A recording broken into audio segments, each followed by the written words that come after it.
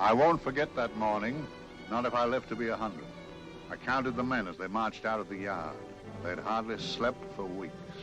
We of the CID had slept even less, but the nightmare that kept us awake was all the same nightmare. That's why we weren't surprised when the commissioner asked us up to the conference room for a bit of a talk. He'd talked to us plenty, we knew that. It didn't help any to know what was ahead of us.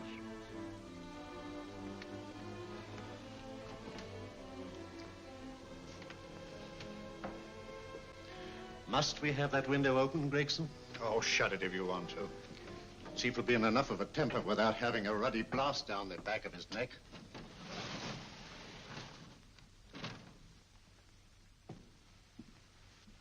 Gentlemen, the commissioner. Stuffy in here. Be seated, won't you? Gentlemen, if you wish to know what able men you are, read any of the works of popular fiction that glamorize your achievements, but don't, I beg of you, read the daily papers. They might give you an inferiority complex. I hate to mention it, but we're confronted with a series of the most atrocious murders since Jack the Ripper. And in the meantime, the CID might as well be playing at shove-hate-me for all the good we've accomplished. Now look. Here, here, and here. Each of these red flags scattered through the city stands for a woman brutally murdered, a woman's terror, a woman's death agony. These are no ordinary crimes. These are the works of a fiend who kills first and mutilates afterwards. A ghoul who hacks off a part of his victim body and carries it away with him, a loathsome souvenir of his butchery. 3 women murdered so far, and you haven't turned in one clue. You haven't given me one lead.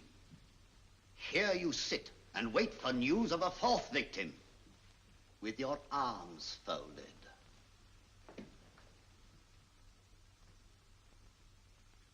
Well, we hadn't long to wait. It was down Lambeth Way where a young woman was hurrying home late last night. She saw something and stopped. It was a constable. He spoke to her and he walked along with her, just in case. He saw her go down the stairway to the basement lodging where she lived. We can only surmise what happened after that.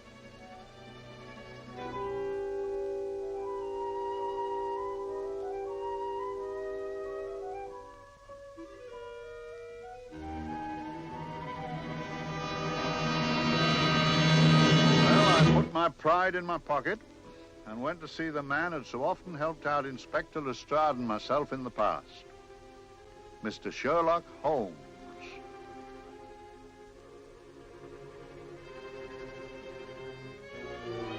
If ever a man needed help, I did.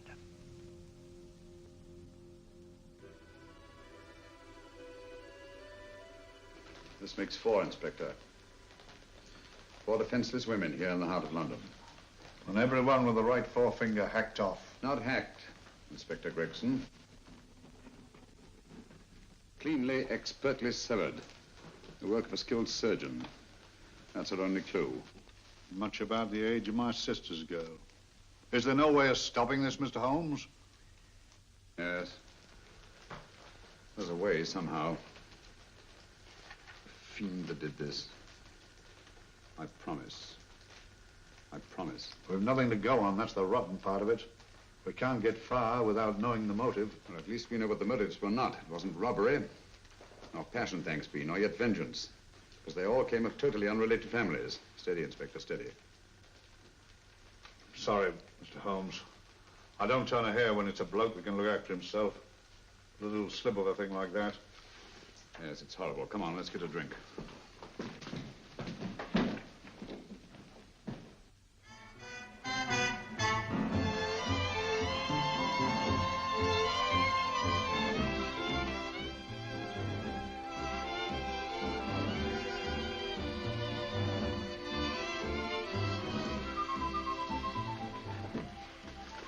Good evening, Mr. Holmes. Good evening, Vincent. Whiskey and soda, please, and a double for my friend here, Inspector Gregson.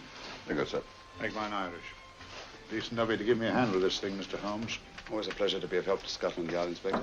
Little out of my line, looking for a maniac who murders just for the fun of it. Or perhaps just to get a human finger. In all 4 cases, the murderer risked capture by stopping to secure a finger. Wonder what for? Who knows? He's just a madman. Perhaps there's method in his madness. If we could just trace those missing fingers. If we could just drain the English Channel, we might find a penny. Huh? Oh, thank you. You may keep those, Mr. Holmes. Thank you.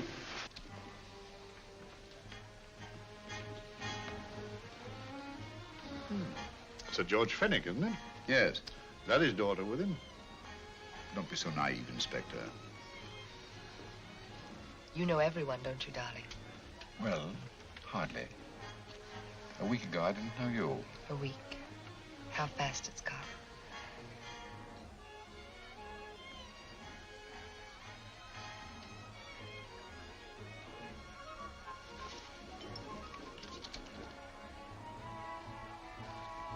I collect these things. How very quaint of you. Shall we go? Yes.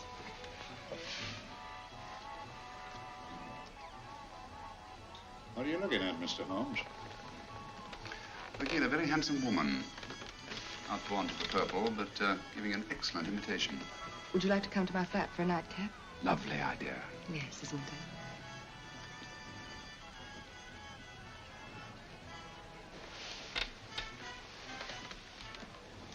Wonder where she's taking Sir George Fenwick.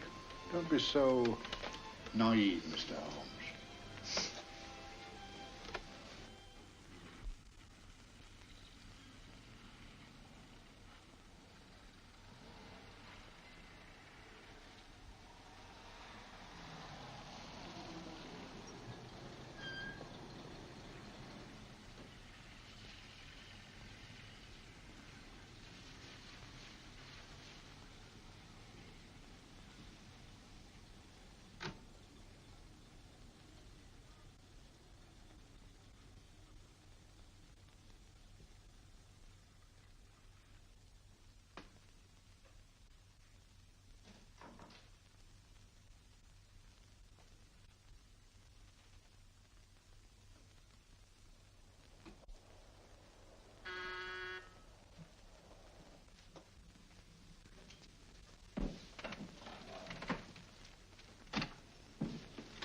Good evening, Mum. Hello, Grandon. Any messages? No, Mum.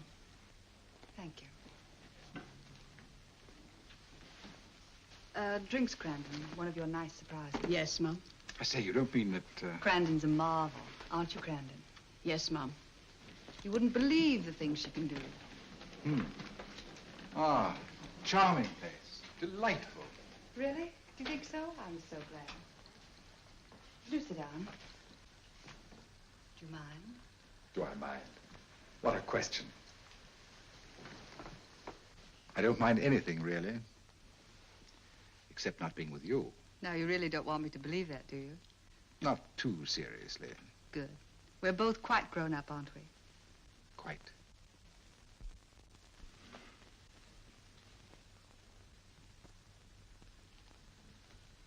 You're a treasure, Grandon.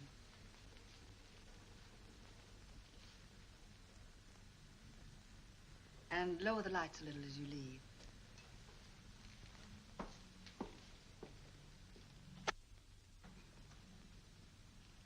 I prefer a more flattering light. In any light, you'd be... Would I? And don't you know it? Perhaps I do.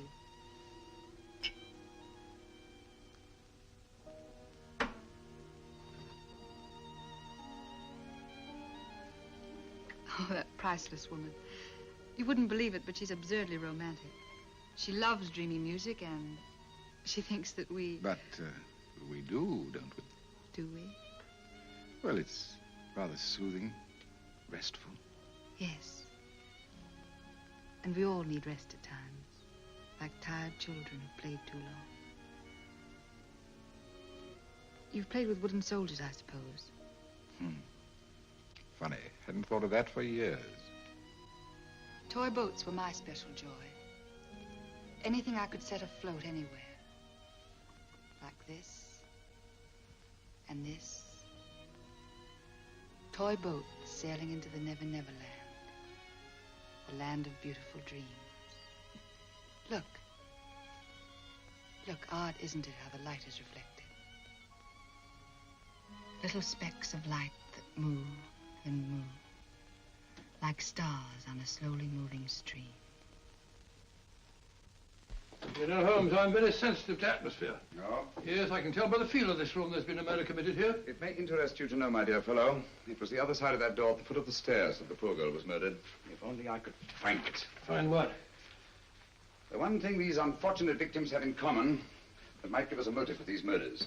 There must be something. Another Jack the Ripper, if you ask me, a homicidal maniac. No, Watson. In the case of Jack the Ripper, there was one thing in common. His victims were all from one walk of life, living in the same section of the city. In this case, the murderer chooses his victims from all walks of life and from different sections of the city. No, my dear fellow, this is not the work of a homicidal maniac.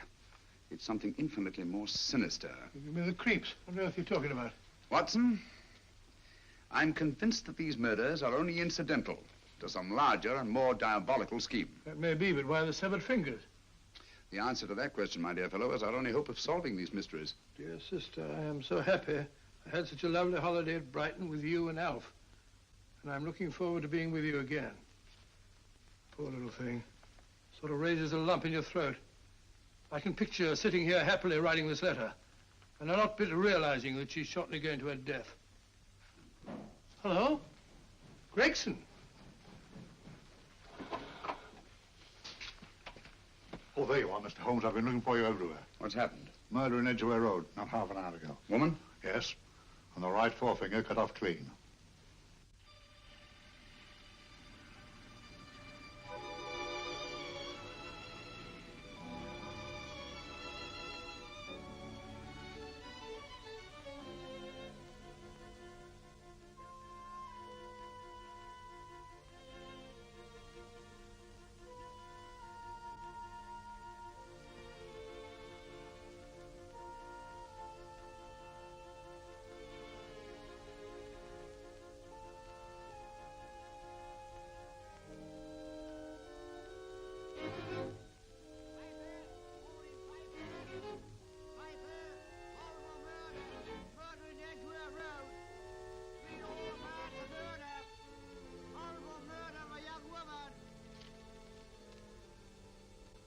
Piper!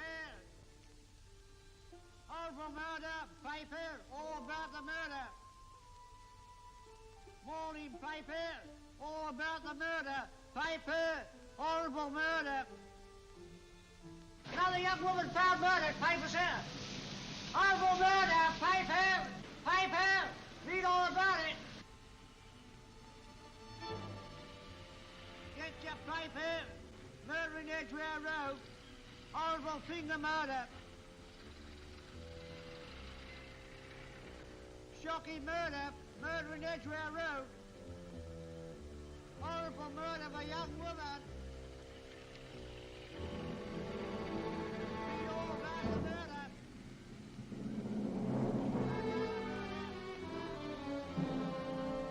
Only fancy, Mum. There's been another of those horrible murders. Dear, dear, how shocking. Yes, Mum. I really don't feel quite safe here myself. Oh, dear.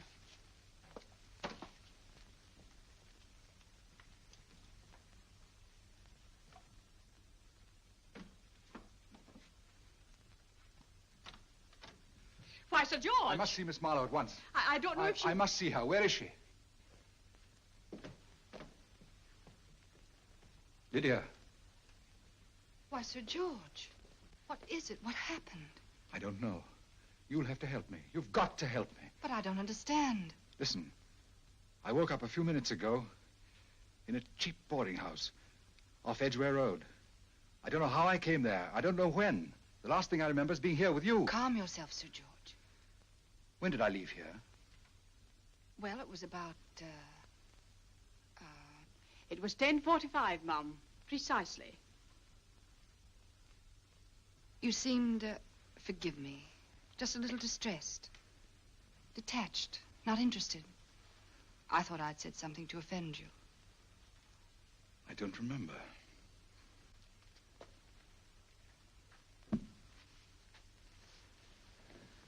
I can't remember. Tell me, has this happened to you before? Before? Well, there is such a thing as amnesia, you know. If it was 10:45 when I left you, it was 9 this morning when I woke. Over 10 hours lost. 10 hours that I can't account for. And in my pocket when I woke, I found... Here in my pocket.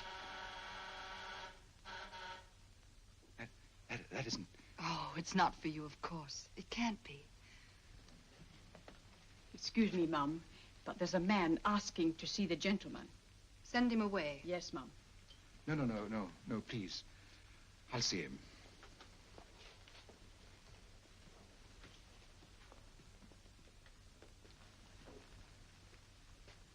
Well?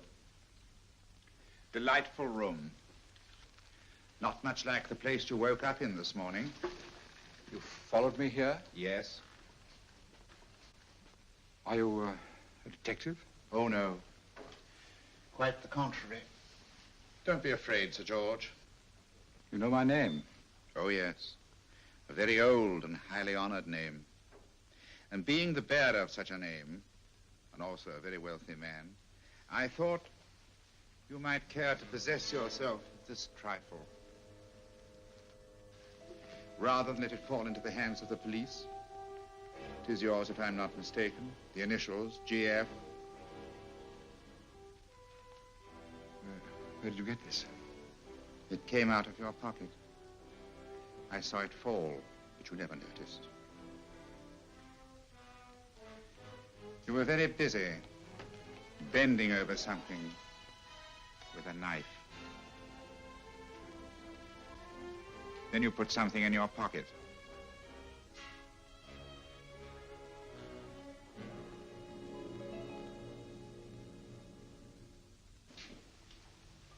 Come along, Holmes, come along, come along.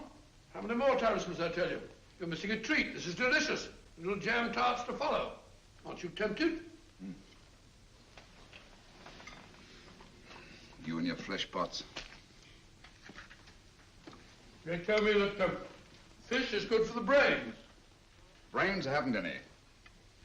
You realize that a whole day and a night have gone by since that bestial affair in Edgware Road? I'm as much in the dark as ever.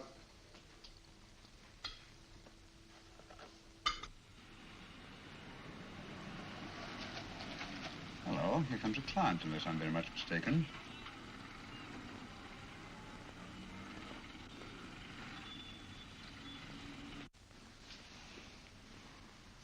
Hello, attractive. Very attractive.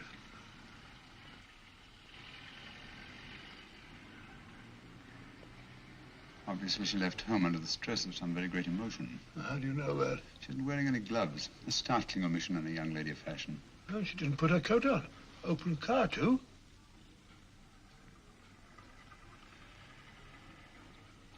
Furthermore, there's something in that bag she wants to show me. What makes you say that? The bag doesn't match her dress, indicating it was picked for size rather than style, to accommodate some bulky object. You amaze me, Holmes. What do you mention, my dear fellow?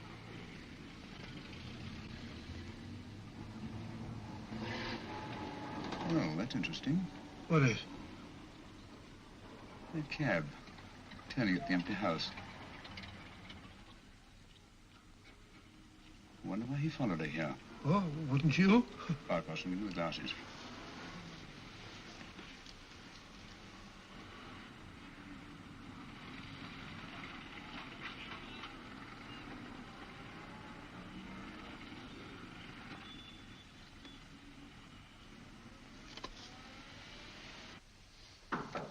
Well, we shall soon know.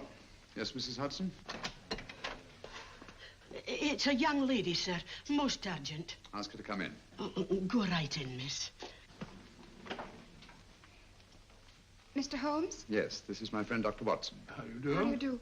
Mr. Holmes, you must excuse me, please. Yes, well, won't you sit down? Come along. May I? It's quite all right. Thank you.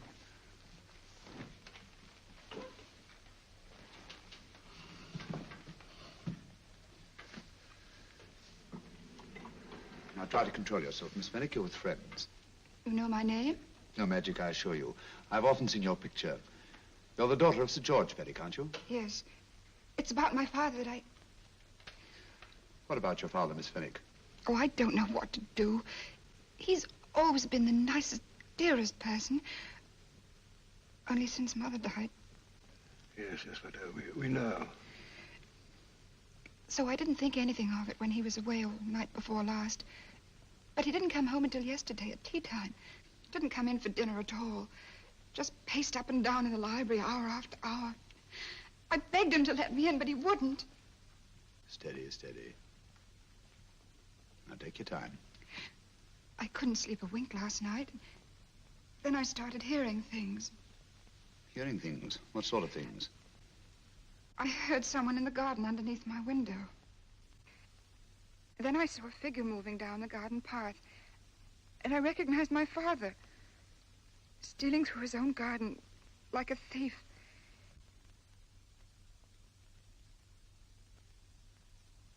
He had a spade in his hand. And he stopped by the greenhouse where he started to dig.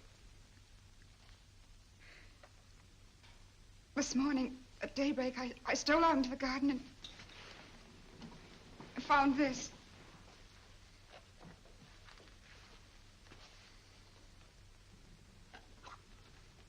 A finger. A human finger. Ring up Scotland Yard, will you, Watson? Ask them to get hold of Inspector Gregson and tell him to meet us at once at George Fenwick's house, Kingston. Operator, get me Scotland Yard quick. Where's my father, Norris? He's still in the library, miss. Thank you. We'll see him right away. Will you come with me, please? Thank you. I got your message, Mr. Holmes. Yes, indeed. Dad, may I come in? Dad. It's funny. He doesn't answer. Do you mind? Please do. Thank you. Watson, quick. Oh, Come along, no, my dear. no, no. Take charge, Miss Fenwick, please. Sorry, sir. No, miss, please. Please come along with me.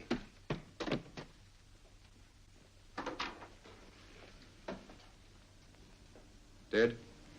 Yes. What do you make of it, Doctor? Shot in the back, between the second and third ribs. The bullet undoubtedly had penetrated the heart. Look at the powder marks on his coat. I was afraid of this. What do you mean? Don't you remember the man in the cab who followed Miss Fenwick to Baker Street? Well, you don't think he had anything to do with it, do you? I think it's reasonable to assume that he tipped off someone that I'd been sent for. Sir George has obviously been murdered to keep him from telling me what he knew. What was the weapon used? Small caliber revolver, point blank range by the look of the wound. The murderer came in through those French windows. The mud from the garden he brought in on his boots. Sir George must have surprised the intruder. Passed the room to him here. What follows we can't tell. But from the location of the wound, I'd say that he turned his back for a moment, and as he turned, the muzzle of the revolver was placed between his ribs and one muffled shot fired. And you mean to say he kept on going, even after he was shot? There's no doubt about it. Look there. The trail of blood leads us back to the desk. Something Sir George was after. Something. I know. He was trying to summon help, poor chap. I don't think so, Watson. There's the bell pull by the fireplace. No, you'll notice from the trail of blood that Sir George made straight for this desk here. I wonder, there was something he was desperately anxious to get. Hello. His right hand's clenched. That's perfectly natural. Death agony. But the left hand lies open. Why only one hand clenched in the death agony? The right hand, the hand nearest the desk. Please note that. If Sir George took something off this desk, something so important that he spilled his last drop of blood to get it, I want to know what it is.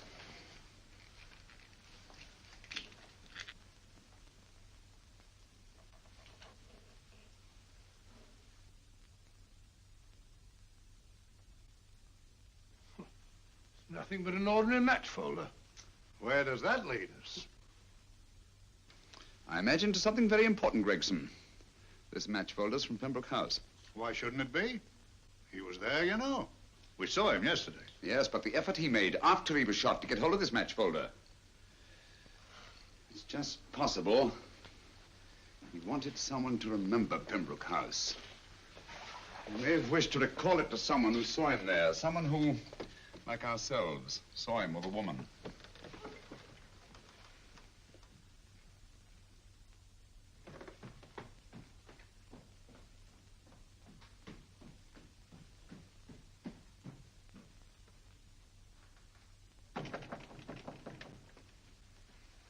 Come in.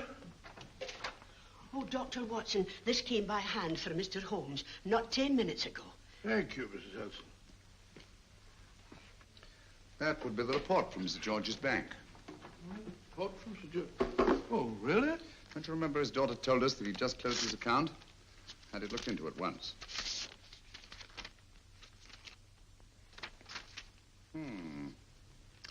He drew out his entire balance in cash, nearly £10,000, yesterday, just after that young woman was murdered. What does that suggest to you, Watson? But he paid it out to someone. Precisely.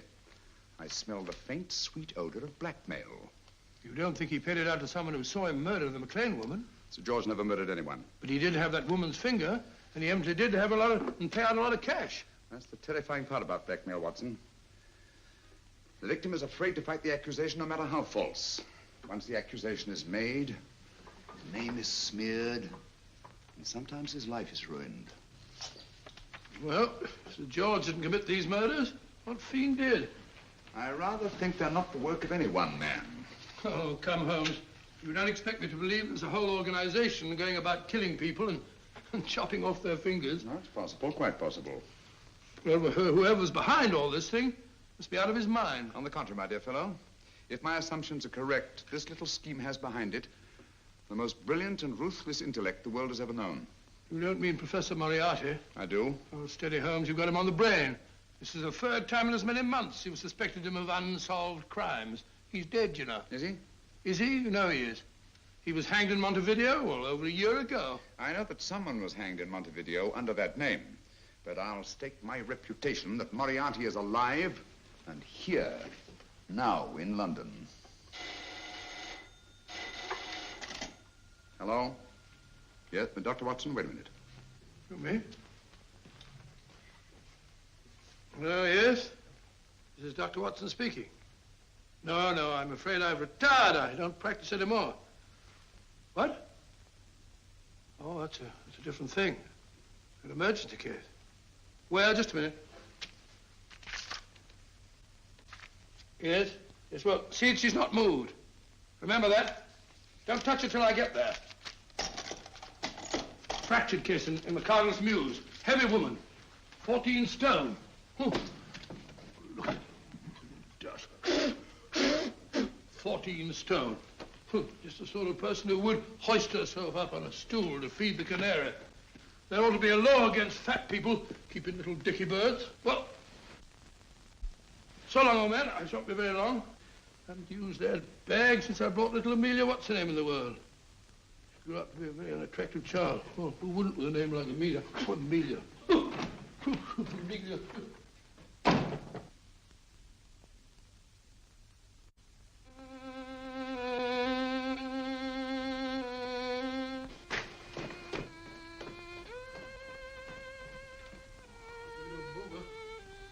People so stupid about accidents.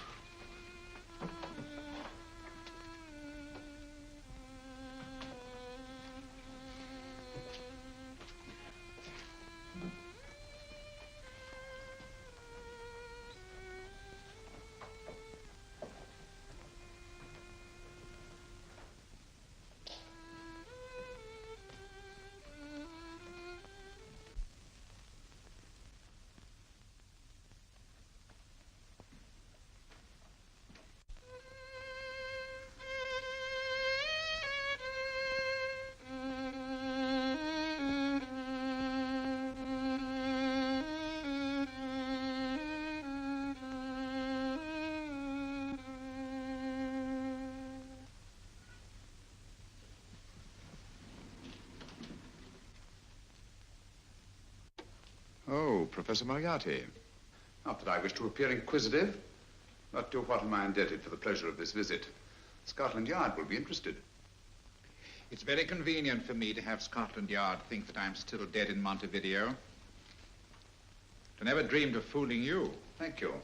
The thought occurs to me, Mr. Holmes, that there are some advantages in living within the law. You're very comfortably fixed here, aren't you? As I get on in life, the little comforts appeal to me more and more. Oh, I beg your pardon. Won't you sit down? Thank you.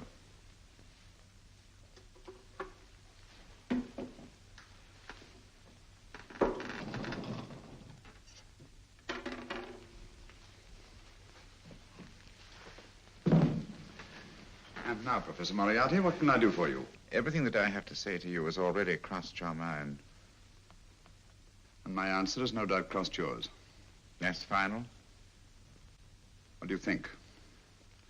I shall not rest until you are hanged for the finger murders. You've no proof, you know. No, not a shred. But I have you. I could turn you over to the police here and now. You could. But if you did, you'd never see Dr. Watson again. Oh, the telephone call. Quite. I rather assumed you had taken some such precaution. Or I should have snatched up a revolver and indulged in a fit of heroics when you came in. Very smart, aren't you? Not smart enough. Or I should have anticipated you. But if any harm comes to Dr. Watson, I shall seek you out. I shall not rest until I find you, and when I do... No harm will come to Dr. Watson this time. But I can't answer for the future. Mr. Holmes, I should strongly advise you to drop this case. Don't be silly. Think it over. We've had many encounters in the past. You hope to place me on the gallows. I tell you I shall never stand upon the gallows. But if you are instrumental in any way in bringing about my destruction, you will not be alive to enjoy your satisfaction. And we shall walk together through the gates of eternity, hand in hand. What a charming picture that would make. Yes, wouldn't it? You know, I really think it might be worth it.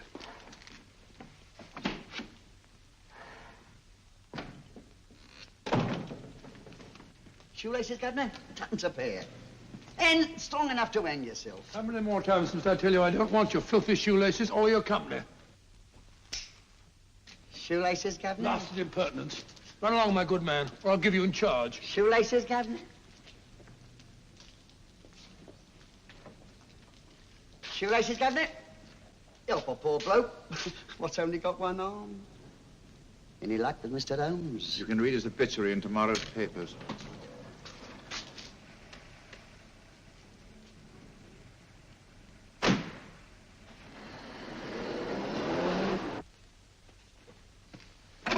Oh, there you are, Watson. Come in. I was, just going out to look for you. Look for me what for? Suppose you don't think I know my way about. Well, you're right, I don't. Blast all practical jokers anyhow. Know where I've been? On a wild goose chase. Exactly. There's no such number in McCardle's Muse. Some fool's idea of a joke. Did you see anyone? No, nobody especially.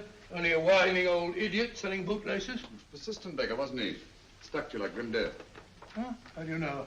And finally left you for someone who looked like better pickings. Someone, my dear Watson, was Professor Moriarty himself. What? He's just called on me. Moriarty here and you let him go? But you must be out of your mind. Why? Well, he bluffed me into believing that he was holding a friend of mine as hostage. Friend of yours who? Oh, nobody very important, just a fat, lazy fellow. Medical man, I believe. Medical man? Do I know him? Yes, I think you do. A fellow by the name of Watson. Watson, never heard. Who, me? I'm afraid so, old fellow. Your street hawker's job was to do away with you in a certain contingency. And you let Moriarty go? Because of me? I had no choice. I can't afford to lose you, old fellow. Well, it's very decent of the old chap, I must say, but... I wish you'd nabbed him. We shall, never fear. I know the motive for the finger murders. All I have to find out now is the method used with the blackmail victims. Method? Yes.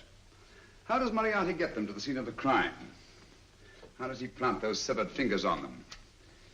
And how does he scare them into believing that they may have committed those atrocious murders themselves? Curious.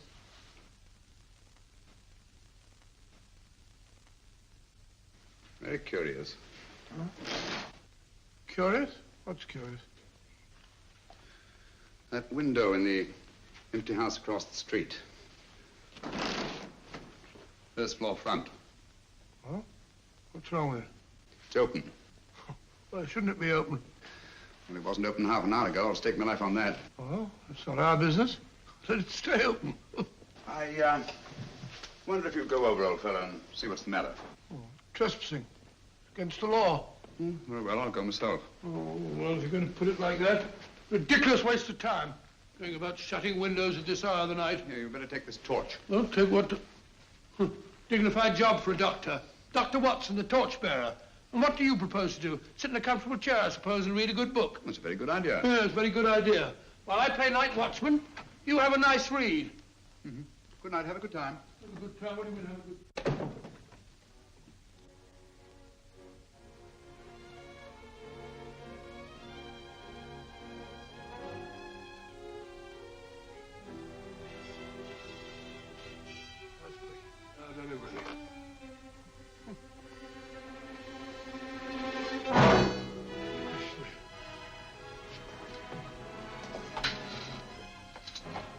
What is for?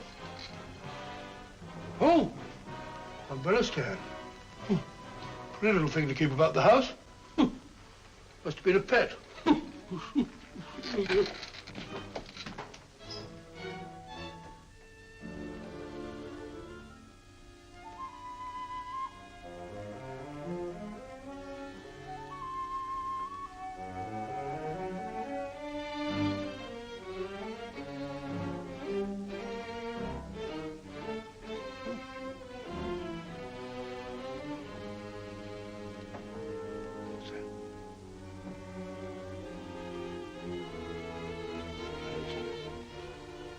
Rat rubber.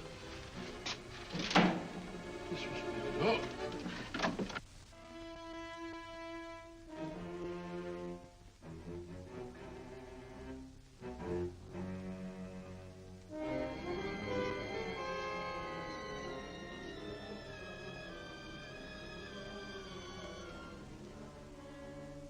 While he sits comfortably reading a book.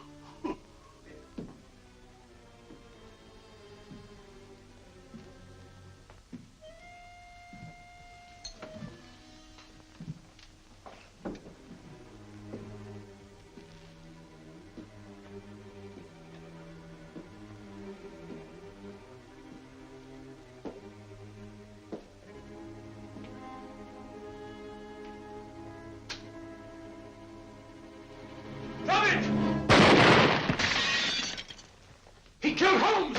He killed Sherlock! Watson. You? But I saw him shoot you a second ago. Not me, my dear fellow. Merely the bust of Julius Caesar. Incidentally, you may have noticed that all through the ages, prominent men have prominent noses. Oh, I'm afraid we're in for terrible trouble again with Mrs. Hudson. Windows smashed, plaster all over the floor. Get up, you.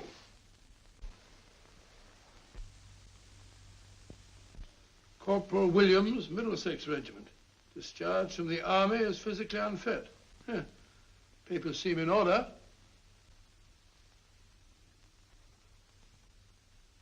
Now, Corporal Williams, you've seen service in the Far East, haven't you?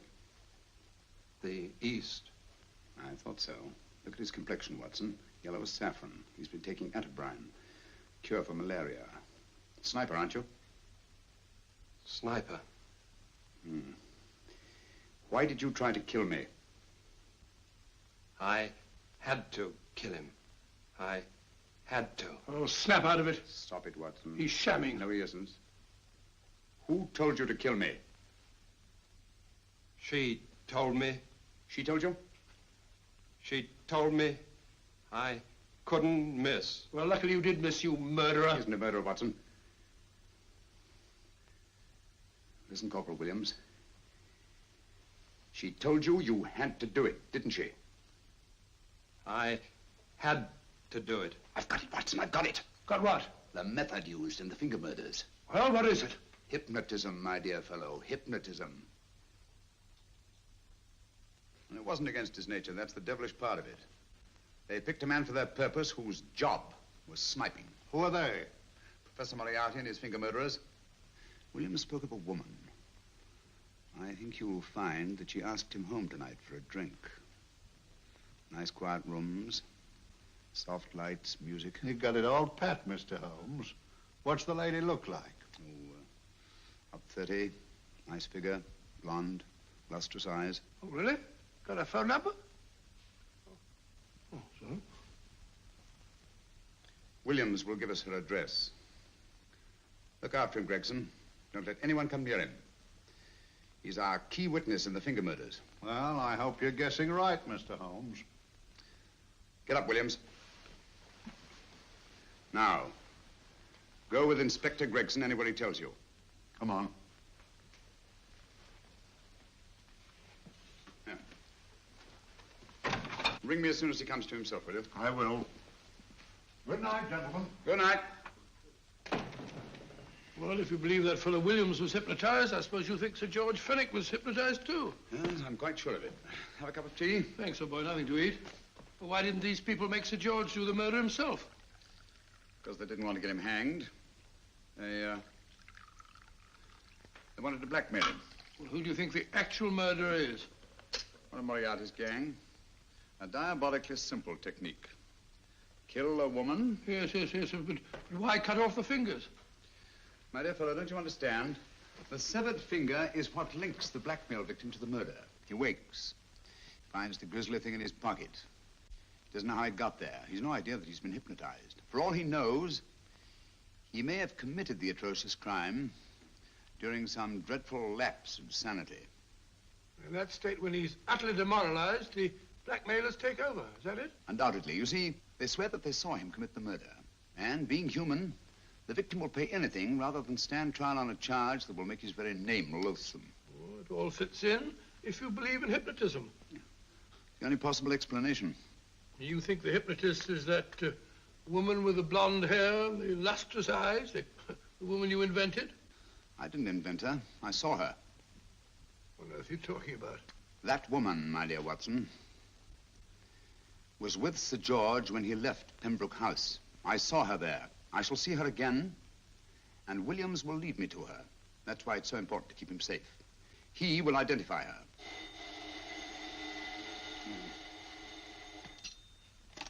Hello? Yes? Inspector Gregson? What? I'll get every constable in the district. Yes, I'll be over at once. What's happened, Holmes? Williams is missing. Great Scott! Come on.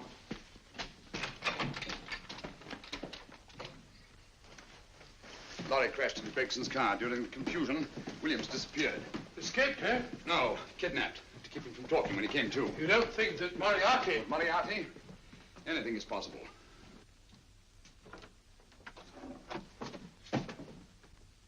Williams! Dead. You see, anything is possible.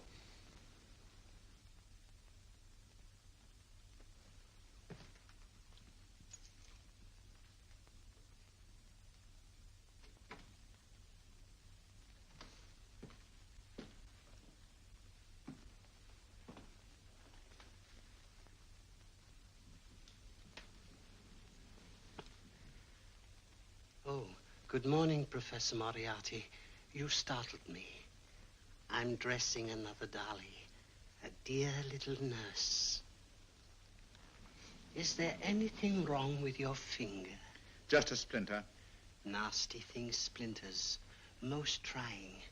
One can't be too careful, but I'll get it out for you. I have the very instrument to help you. Sharp enough to split a hair. Put those tools away until they're needed. But they're not tools, sir. They're instruments. Put them away. Is Lydia in? Yes. But really, you should let me. Get dressed. Holmes and Watson just left Baker Street for the Mesmer Club. Mesmer Club? The meeting place of all the top hypnotists in London. Do you suppose that Mr. Holmes is onto our method? If he suspects, it's merely a suspicion. It's our business to see that it ends there. I hope you're right. Williams passed away before he could talk, remember? What do you want me to do? Go to the Mesmer Club, meet Holmes, and induce him to come back here. Isn't that a bit dangerous? Every meeting with Sherlock Holmes is potentially dangerous. However, you say he didn't see your face at Pembroke House. And how would you suggest I get Mr. Holmes to accompany me here? Kidnap him? Oh, no. Holmes has one weakness, his insatiable curiosity. If you can arouse that, you can lead him anywhere. It's up to you to take advantage of any opportunity that may arise. This way, please, gentlemen. I'll tell Dr. Onslow that you're here. Thank you. So this is the Mesmer Club. If you ask me, hypnotism is a lot of mumbo-jumbo. Oh, come now, Watson. As a medical man, you must admit that hypnotism has its place in modern science. That may be, but 90% of hypnotists are crooks of the worst kind. Nothing more than a lot of charlatans exploiting weak-willed morons. Ah, Dr. Onslow, I believe. Happy to meet you, Mr. Holmes. Your brother Mycroft suggested I might be of help to you. He's a valued member of our little group of charlatans and crooks. Oh, beg your pardon, sir. I didn't know you were listening. Behind the curtain. My friend, Dr. Watson. Oh, delighted. How do you know? I wonder now. You see, we're in the midst of a little experimental session at this very moment. If you'd care to join us. Oh, certainly, certainly. That'd be very instructive. Oh, well, will you follow me? Thank you. Why should I know somewhere behind the blasted curtain? In treating his patients. But today, the therapeutic value of hypnotism, as we now call it, is conceded by innumerable physicians. Especially is it of value in surgical cases where the administration of local or of general anesthetic is inadvisable. Inadvisable poppycock. Oh, sorry. For the sake of latecomers, I may say that I have placed this subject under profound hypnosis. In this condition, he can feel no pain, even under applications which normally would be excruciating. Excruciating? You excuse me, please. Carter, you are having a peaceful sleep. You feel nothing. Your arms and your hands are without sensation. Mowbray, the long needle.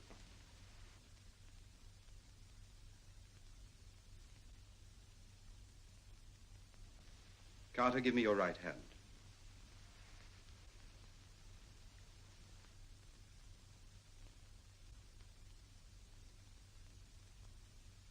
As you observe, the needle has been thrust completely through the subject's hand. No feeling, no pain. This lack of feeling is the one infallible test of profound hypnosis. Nonsense. Fellow's full of drugs. Oh, isn't he? Definitely not, Doctor. Wake up, Carter, wake up. You feel well and rested, remember. No pain anywhere. Wake up, wake up. I say, when are you going to begin? All through, Carter. Stand up. This way, sir. And, are these all the people that come here? Oh, no. Others keep dropping in all the time. I suppose it's all right for those who believe in it, but of course, I'm a professional man myself.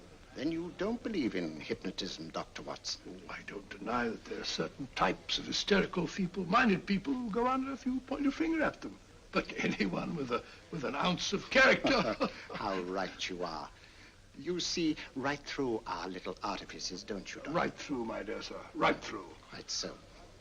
But with the feeble-minded, as you say... excuse us, Mr. Holmes. Certainly. Step over here, won't you? Certainly, sir. Anything to oblige. Let me show you how easily we charlatans take advantage of them. Now, sit down, Doctor. Now, we set a thing like this in motion.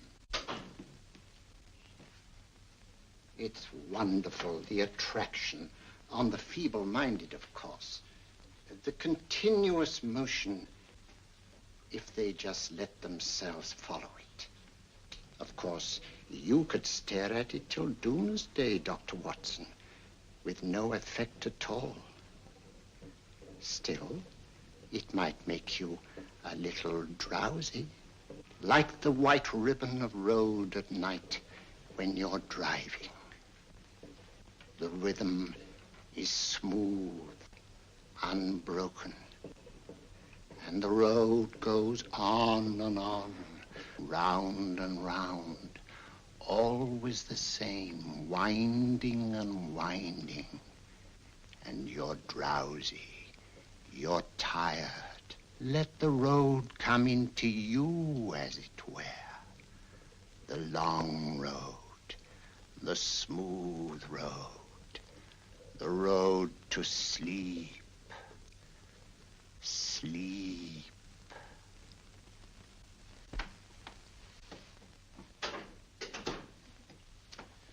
Open your eyes. Stand up. Turn around. And now, Dr. Watson, you're on a holiday in Scotland. The country is amazingly beautiful. We're coming to a stream. It isn't deep. Better take your shoes and socks off.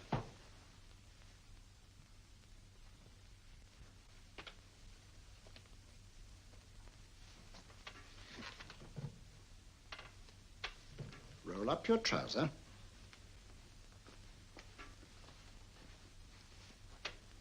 That will do. The other leg is waterproof. Turn around. Mind the pedals.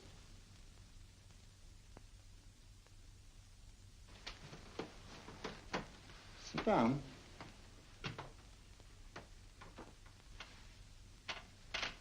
Wake up now.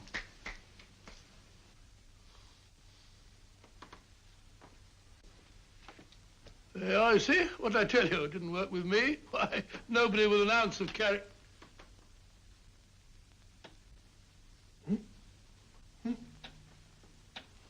I think you'll need these.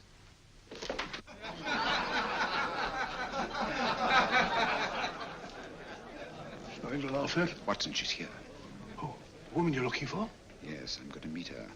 Perhaps I can induce her to take me to Moriarty. Do you think it's wise, Holmes? May not be wise, but it's essential.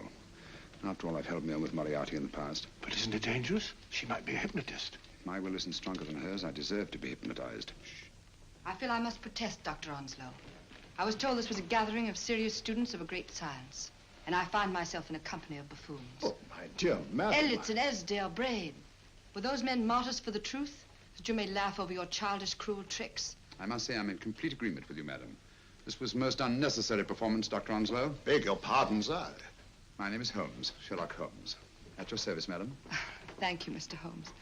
I'm afraid I've created a rather embarrassing situation. But you see, I'm interested in the serious study of hypnotism. So am I, too.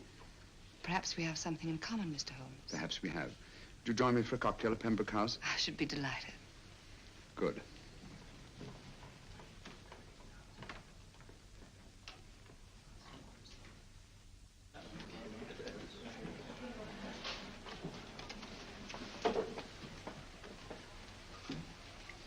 Thank you. I didn't know there was such a pleasant place in London. It was so nice of you to suggest our coming here.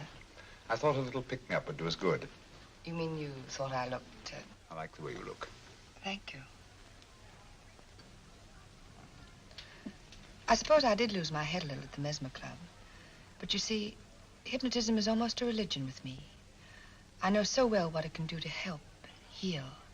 And I can't bear to see it used for trivial purposes. I know very little about it. That's why I went to the Mesmer Club. You see, I'm rather puzzled just now with the case that I'm working on. How fascinating. Tell me about it. It's the murder of Sir George Fenwick. Fenwick? Who's he? Quite a well-known figure. Odd now I come to think of it. Last time I saw Sir George was here at Pembroke House. Strange. Yes, isn't it?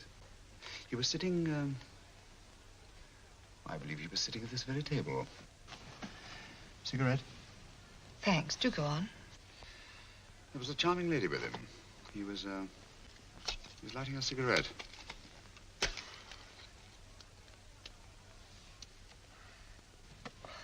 Charming. Did you see her face? No worse luck. Merely her back. How unenterprising of you. Yes, wasn't it? Afraid I'm getting a little older. I shouldn't say so. That's nice of you. Still, the first time in my life, I've got hold of a case that's beyond me. I'm actually losing sleep over it. You know, Mr. Holmes, I believe I could help you.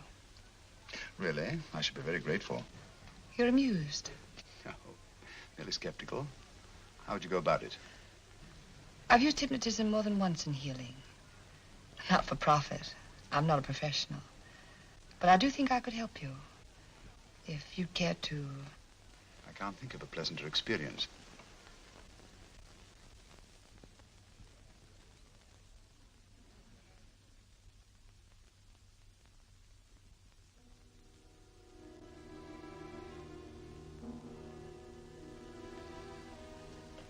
Low lights, music, is that all there is to it? You must relax, Mr. Holmes. I'm afraid you're a rather difficult subject. So I thought perhaps a little help. Materia medica might be advisable. Drugs?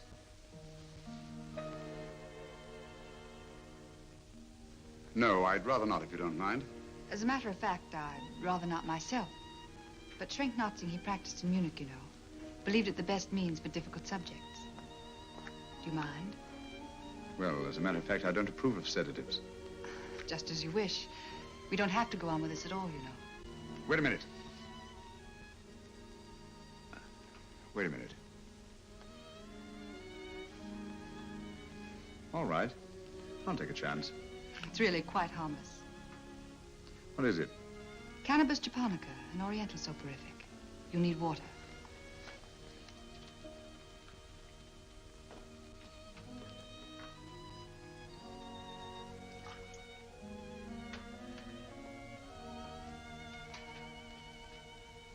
Thank you.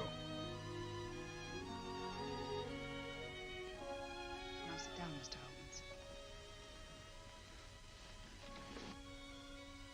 Holmes. You'll feel yourself growing drowsy. Don't fight it. Give in to it. Because you do want to sleep, you know. Just fix your eyes on this one white flower floating on the water. Empty your mind of every other thought. Follow the motion of the water. So smooth, not a ripple. Waters of forgetfulness. Steady. Deep. Strong. Strange, isn't it? How the light is reflected. Little specks of light that move and move.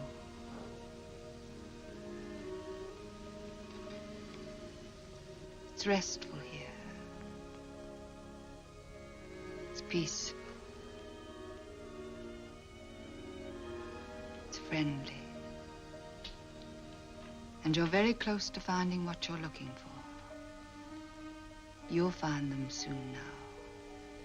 The guilty ones. When you're rested, gentle waters closing over you. Steady, deep, strong, drawing you down,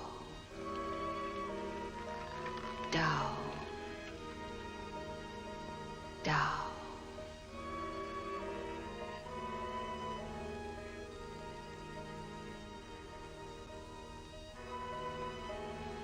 Sleep. Sleep. Sleep.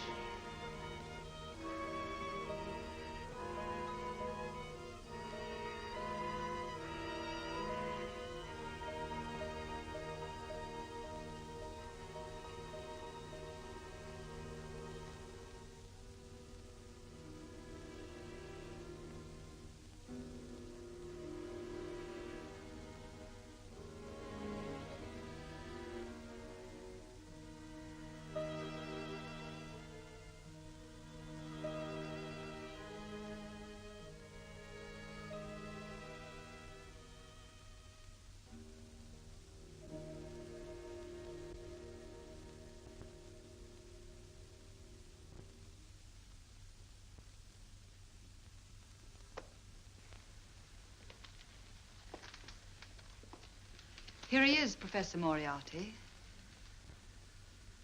Stand up, Mr. Holmes.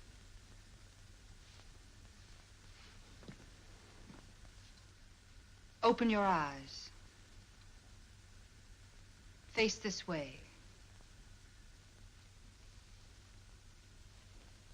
Are you satisfied?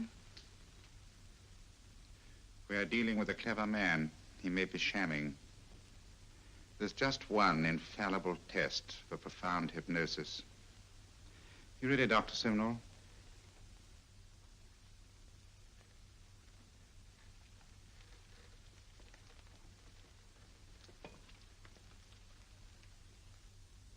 That will do, Doctor. He couldn't fake insensibility to the knife. I congratulate you, Lydia. Turn round, Mr. Holmes. Now walk to the desk.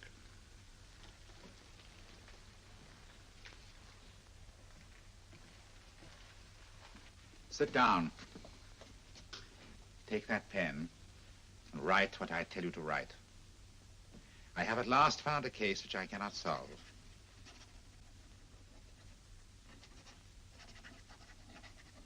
I have outlived my usefulness. Therefore, I have decided to end my life.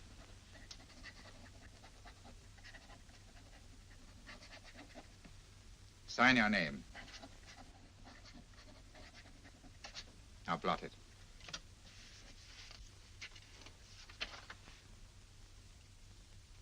Fold it up and put it in your pocket. Come, Mr. Sherlock Holmes. Go out onto the terrace.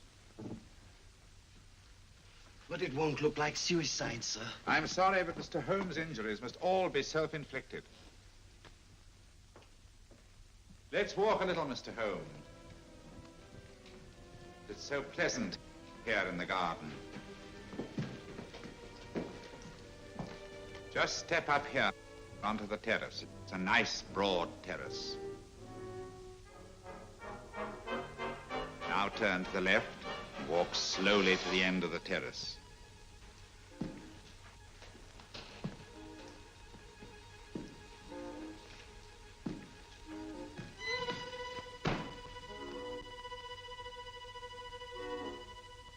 Don't stop. You must walk to the end, you know.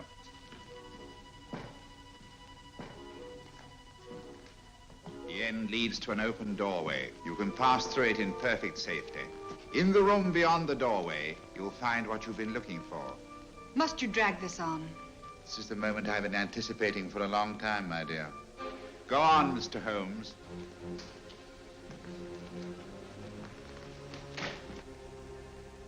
Through the open doorway, you will find the man responsible for the finger murders and the death of Sir George Fenwick. Professor Moriarty. Holmes! Stand still.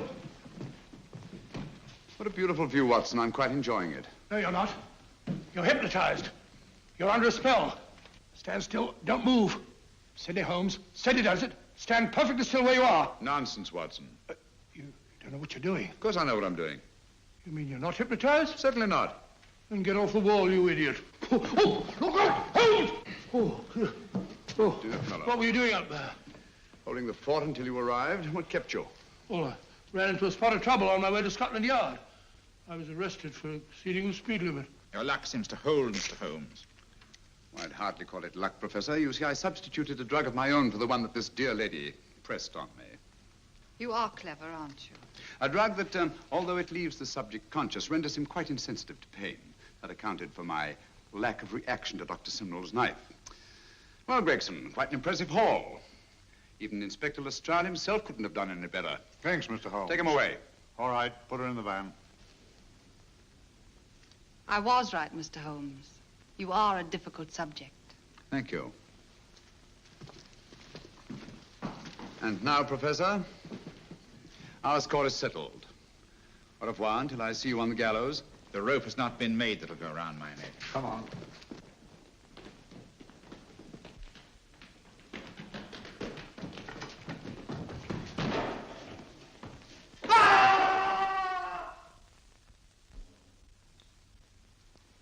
I'll take care of things, Mr. Holmes. Thank you, Inspector. Come on. An evil man, Holmes, but what a horrible death. Better than he deserved. What are you thinking of? I'm thinking of all the women who can come and go in safety in the streets of London tonight. The stars keep watching the heavens. And in our own little way, we too, old friend, are privileged to watch over our city.